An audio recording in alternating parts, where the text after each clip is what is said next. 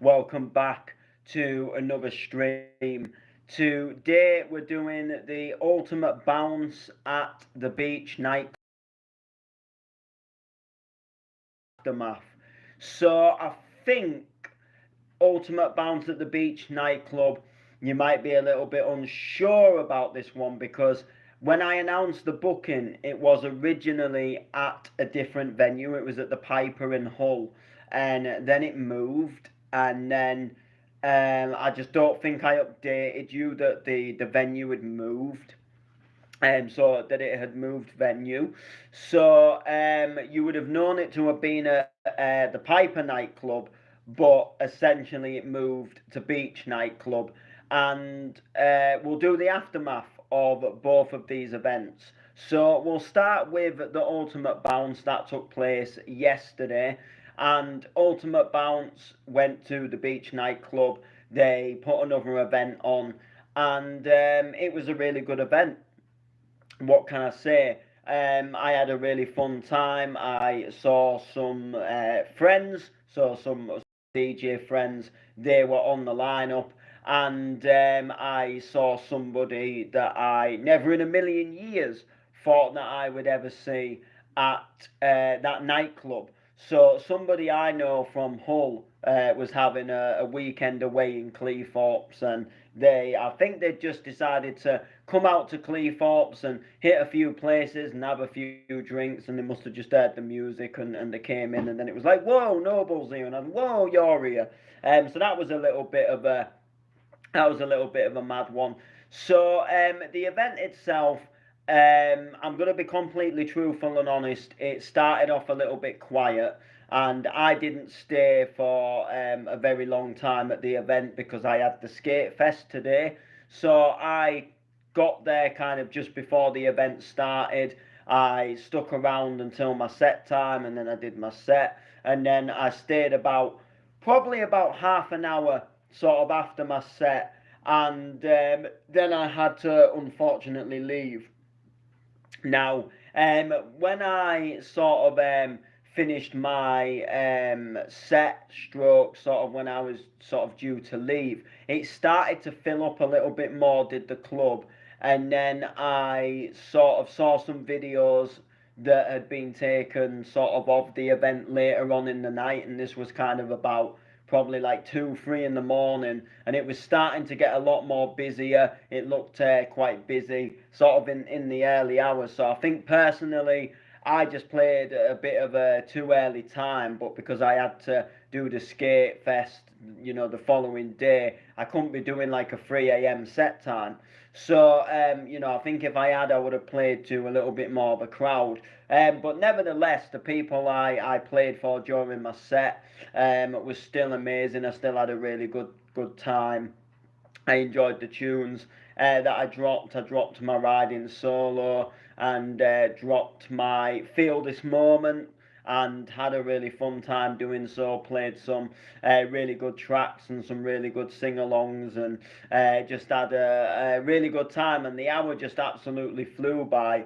I was just absolutely buzzed with the set, like how the set went, but the hour just absolutely flew by. So Ultimate Bounce is going to be back, and I will be with them again, and I will be making an announcement about that very soon. So I'm looking forward, and the next one's going to be quite good. It's going to be a bank holiday business thing, so I'm looking forward to sharing that one with you. It's going to be a shed load of fun. So just bear with me through the duration of this stream as well. You might just see me tuck in to a little bit of food. So I got a little bit peckish, and I wasn't really sure what to have to eat. And then I decided that I was going to make myself some cheesy chips. So I just made some chips in the air fryer, and then I just sprinkled a bit of grated cheese on the chips, and then I just put the chips in the microwave just for about a minute, just to melt the cheese, and then stuck some sauce on top. And yeah, I think it'll be nice.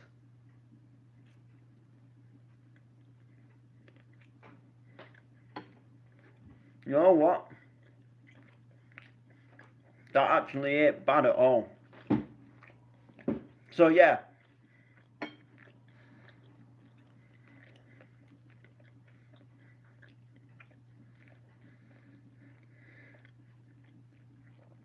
I don't mind that.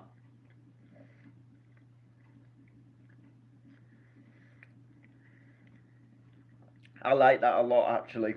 Quite nice. Yeah, so the ultimate bounce was a shed load of fun. I enjoyed it. I'm looking forward to the next one. So that brings us on to the second day. Today brings us on to Skatefest. So Skatefest was what can I say about Skatefest? It was a really unknown gig for me. Was a really unknown gig for me. So Skatefest was something that the layman had been asked. Someone had contacted the layman and asked if we would like be interested in performing at this festival or doing something at this festival. And Layman kind of, oh yeah, we'll do our positive reggae tracks as you do. Um, yeah, I was cool with that. I was happy with that.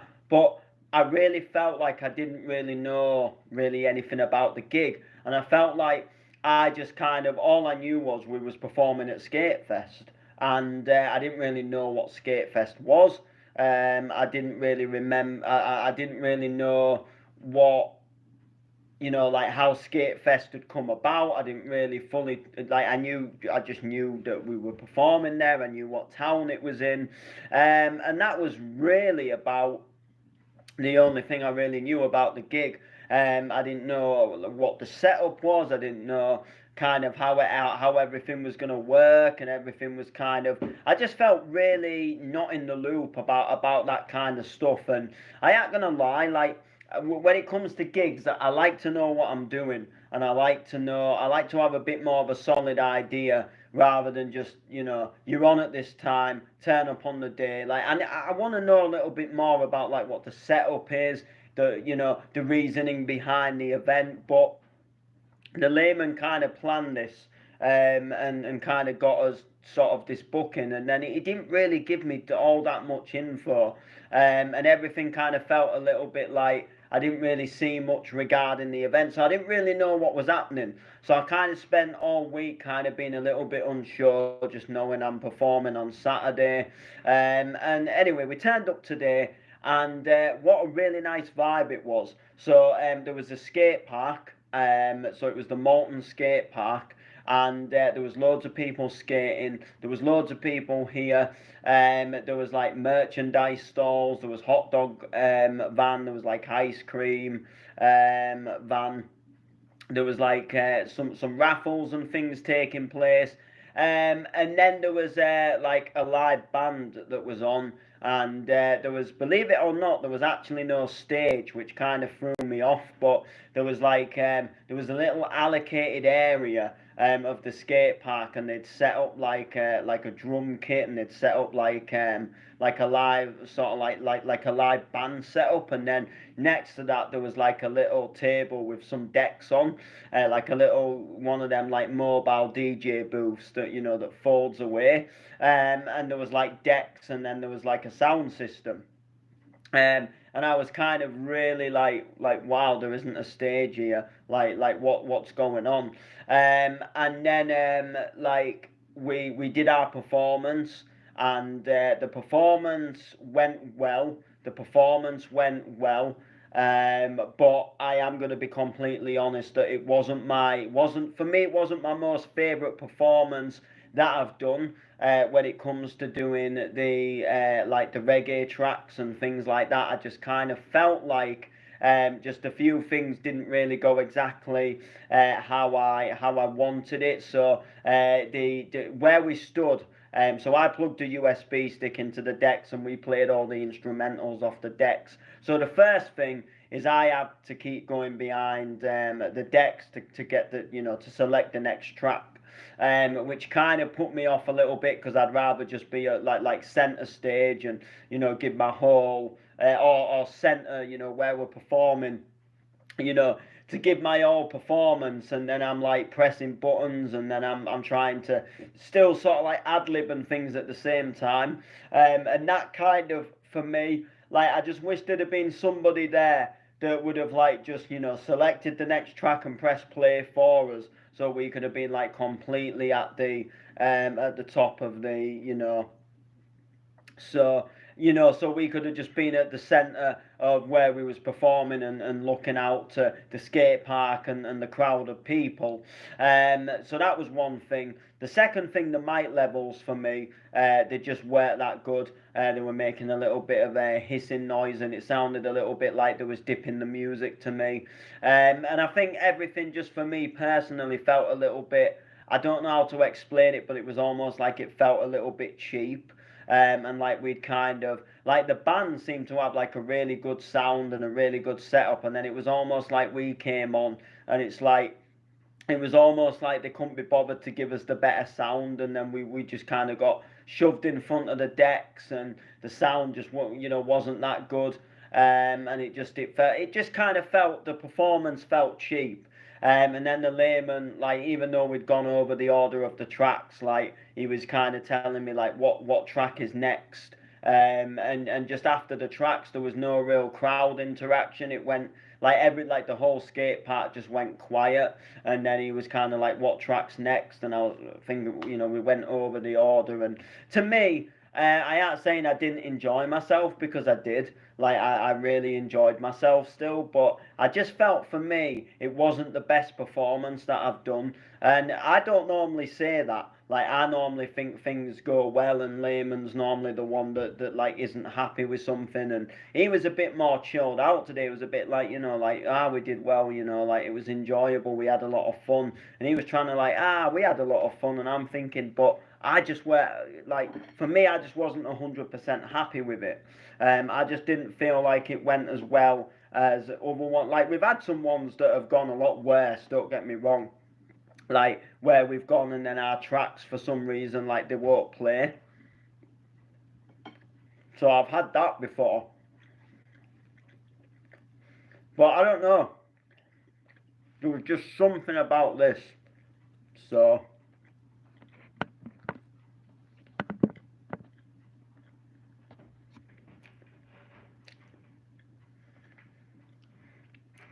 it just felt cheap, I think, personally. Um,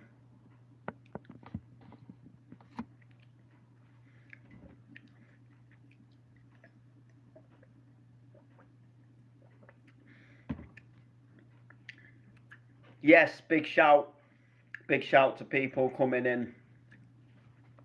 I'm just trying to get rid of this guy that keeps saying guess what, because I know if I say guess what, he's just gonna put like some daft comment. Like I don't know. I ain't gonna like. I'm not gonna give any examples, but he's just gonna put something like no one cares or something. So I'm trying to like actually block him from put like commenting in this live stream. But welcome to the new people. For people who are new, for people who don't know, I'm a DJ. I'm a music producer. I I do rapping. I do MCing. I do songwriting. I'm a youth worker. So I teach basic music to like youth centres. And I also have a passion for motorbikes, and I like motorbikes. I've just recently bought one. And apart from that, I blew up on TikTok with a couple of MCs that I did about 6 years ago, and people decided to put them on TikTok like years later, and they just absolutely blew up. And now people just say Scarborough Beach, Scarborough Beach. Um, but yeah, that's me. So what motorbike did I buy? So I bought a Lex Moto Assault 125. So as I just explained, I do youth work. So I live in the city of Hull, and I go to a lot of different youth centres. Well, I was going to it. Like we've just kind of slowed down a little bit for summer, but then after summer, like that's gonna start again. So like I'll start going to like different youth centres again. So I kind of figured that like we're in 2024 and like you just can't rely on public transport, if that makes sense. So so I just kind of thought, like, do you know what? I get myself a bike, so I can get around like from A to B. So I've had bikes in the past. So when I turned 16, got a moped on the road, did all of that cool stuff. And then, when I got to like 17, I moved up and got a 125. And unfortunately, I was working for our family business, and the family business closed down. And when it closed down, I just couldn't afford to keep the motorbike at the time. And I'd been just recently been ripped off by an insurance company. So at the time, it made sense that I'd just sell the motorbike, and then I'd go in for my driving lessons, blah blah blah. So I did that. I sold the motorbike. Used some of the money to go to a festival, because that I'd already like planned and booked to go to this festival. And then when the family business closed down, it was kind of like, do you know what? Like I can't really afford to go to this festival anymore, and I'd really hate to have to like sell my ticket, kind of thing. So I essentially I sold the bike, used some of the money to still go to this festival and have a weekend away in Blackpool. And then I went in for driving lessons, which I did really well with my driving lessons. And the driving instructor was like, he was proper, really like, you're doing really well. Let's get you in for your theory test, and let's get the ball rolling with taking you further, and you could be on the road in a car soon. And I failed the theory test a couple of times, about 3 times. I just failed it sometimes by just a matter of a few questions, and that really got to me. So I gave up on the theory test. I gave up, and just decided that I couldn't be bothered. And my grandparents at the time really didn't help the situation. They were like, I know, like that they meant well for me, and they wanted the best for me, and they wanted me to obviously pass. But they used to constantly be like, "Oh, I do hope you pass that theory test," and "Oh, once you've passed your theory test, and you just need to pass that theory test," and they were just over saying it all the time. And then I kind of felt like they were putting more of a, like you want to pass anyway, but then when you kind of, the only thought in your mind is you cannot fail, like, because you're disappointing them. um, and then you just literally, like through your mind, like you just start worrying about everything in it, and that really put me off doing the test. And it really made me more nervous about the test, and then because I was more nervous, I was getting muddled up and getting things wrong. So I actually just decided to stop, and I stopped the driving lessons, because I thought, I need to pass the theory test. The driving lessons, I'm doing all right. There's no point just paying to have these driving lessons when I might as well just do the theory test and then go on with the rest of my test, and go in for actually doing the driving exam. So I gave up. And now obviously with the work and things, it just made more sense that I just got a bike back on the road. Like, I want to go back in for my driving again. Like, that is something I do, like, definitely want to do. But just for now, because work, like, especially after the summer holidays, I'm going to be busy again, going to different youth centres and stuff. I just kind of thought, like, getting myself a little bike again, where all you've got to do is take a CBT, and then I can be on the road. It's not like I've got to do weeks of lessons and theory tests and exams. It's just you go and do 1 day of compulsory basic training, and then by the end of it, if they say you're fit enough to go on the road, you can insure that. I can insure that bike, and I can essentially ride on the road. So that was kind of the thing. So that's why I got the bike. But everything kind of happened a bit quicker than I expected. So I found the bike a lot quicker than I expected, and I ended up winning it in an auction and picking it up. And now it's stored at my friend's house. So he's storing it just until I've done my test and stuff, and then I'm gonna arrange about obviously riding it back to my house once I've insured it and stuff, or the place where I live, and kind of going from there. So obviously that was that was obviously the big thing. So that's obviously what I've gone and done, and we'll just see what happens. I don't know how it's gonna go. Once I get on the road, I'm looking forward to it. So I just bought a Honda CRX 500 Rebel. Has loads of my mum's partners. Oh, buzzing. Well, my granddad, we're a motorbike orientated family. So my granddad, believe it or not, and you can search this up online as well. My granddad, Ben Noble, he raced over at the Isle of Man. So I don't know how familiar you are with the Isle of Man, but there's the Isle of Man TT and there's the Manx Grand Prix. They're held on the same course. The TT is obviously like all the new modern sports bikes, super bikes. The Manx Grand Prix is like the classic bikes, but they go around the same course. So my granddad, he raced in the Manx Grand Prix from 1964 until about 1994. So he did a good 30 years of racing in the Isle of Man TT. In the Manx Grand Prix on the Isle of Man circuit. And he also did some of the short circuits as well.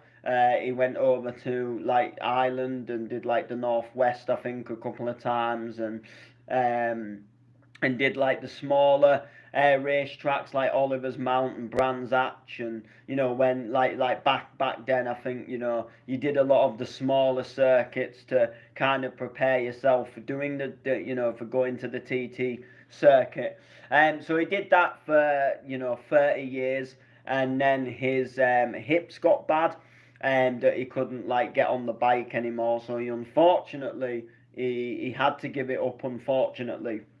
But he raced for a good fair few years, and he kept hold of the bike for years. So all my childhood, the Manx Norton, he rode a 350 Manx Norton with a peel fairing. That was in one of the sheds. The bike was in one of the sheds. It hadn't run for years, and I don't think we ever did get it running. And anyway, I think it would be around 2017-18. We put the bike through an auction, and we sold it. And a museum in the Isle of Man, they actually bought the bike, because the thing about the bike was my granddad, he'd kept a lot of history about the bike. So the previous owner, the peel fairing, he had sort of documents of what kind of races it raced in, and just a little bit of history about it, which was quite good for the museum. So the museum bought it, they put it in the museum, and there's a little bit of a write-up about it and about him in the museum, just kind of like a short thing. You weren't just kind of buying the bike, if that makes sense. You were buying the history that went with the bike. So it was one of them. So the museum really wanted to have it. They fought to have it. they paid quite a lot of money for it. My granddad got quite a good payout for it, to be honest. He got a lot of money for a bike, trust me, which was really good. Something like 32 grand, I think. He got for the bike, which was, that was obviously astonishing at that, to get that. But it was a really good bike. I sadly never got to hear it run, and I never got to see him ride it. I only seen there was like an old videotape footage, and it's like just a little clip of a race, and you just see him in the race, but like it's grey and white, so it's quite hard to tell. But like apart from that, I've never heard the bike run. I've never seen him sit on it. That kind of thing. So it was a little bit gutting. But yeah, he raced. But yeah, so we were brought up with bikes all our life. As a kid, I wasn't as keen on them as they was. And then kind of as I've got older, I've kind of like, do you know what? Like I've kind of gotten into liking them a little bit more. So that's kind of where it's come. But yeah, there we go. So anyway, we were doing the aftermath about the two events. So the events were good. The Skate Fest was good, but it wasn't the best performance I've done. The vibe was good. We didn't stay at the festival long either, which I was a little bit gutted about. The layman had to come back to do other things, and I personally just thought we hadn't really been there that long. I'd have liked to have stayed just for a little bit longer, but unfortunately, we didn't. I could have got a bus back home or something, but everything was all just a bit last minute. I wasn't really sure. In all honesty, I didn't really know what was happening. I only really found out this week what time we was performing, and then I didn't really realise that we were going to leave straight after. And I thought we was going to make a bit more of a day of it, but we just kind of really did the performance and came home, to be honest. So I was a bit like, oh, okay.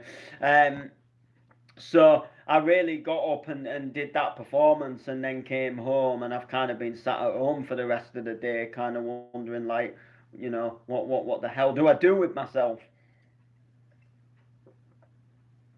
So there were good events, but I just think, performance-wise, could have gone a lot better.